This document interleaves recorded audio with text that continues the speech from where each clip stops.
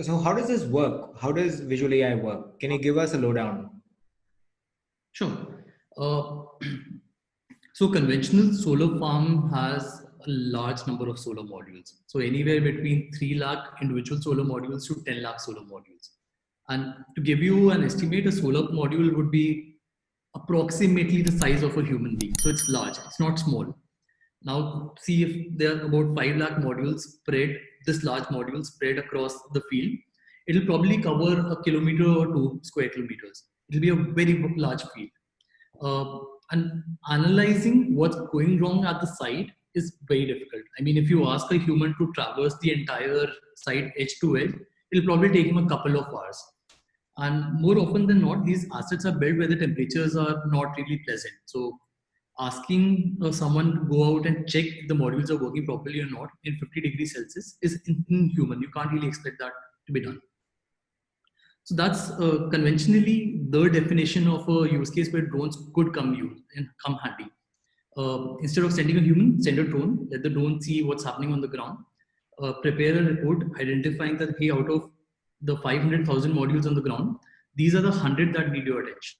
Send the human on those 100 instead of the 500,000. So that's predominantly the use case.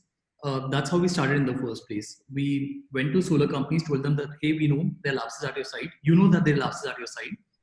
We can help you identify those lapses quickly and cheaply. A pitch that worked very, very well for us. And soon we realized that the lapses are much, much more than what is visible as an outsider to the industry. And that's how we started penetrating deeper. We realized that there's a lot of sensory data that's being captured. There are IoT sensors installed all across the solar farm. And the amount of data that's being generated, no one can really sit and analyze that. So there was a big data opportunity. And since all of this was happening, we realized that we could probably connect all of these different ecosystems together, a drone, an IoT, a deep learning / big data opportunity, together into one access file management software, which could really help these assets perform better over a longer period of time. Was there ever a regulatory challenge when it came to this? It seems like you're using the airspace to do it, and my understanding is that it does have some regulatory challenges. A lot has been written about in the media recently about how the DGCA is the particular governing authority. Correct. Did you guys have the same challenges? So the drone industry in India has really struggled. I mean, the fight has been real and it's been there for about 4 years now. And of course, we too had our moments wherein we had to really struggle to get the permissions to fly these drones. But thankfully for us, solar farms are technically not really within the cities. I mean, you wouldn't find a solar farm in Delhi, but probably 50 kilometers outside of Delhi, you'll find a solar asset. And these areas are usually not areas where there's any national security at risk. There are no national borders, and there are usually very, very less crowds. So for us, flying in remote locations has been relatively easier, but the pain point for the entire industry, specifically the drone space, has been very legit. And a lot of companies face a lot of problems while flying drones within cities, Mumbai, Delhi, Bangalore, most of the major cities.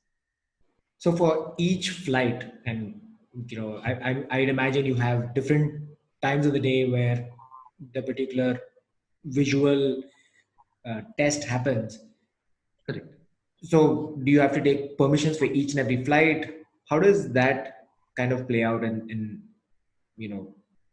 managing the asset?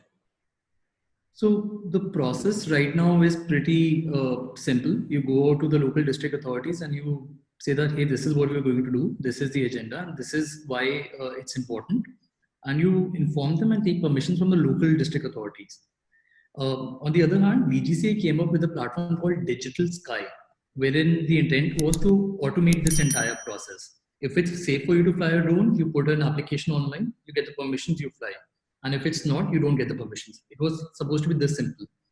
But intrinsically, the bureaucracy takes its own sweet time.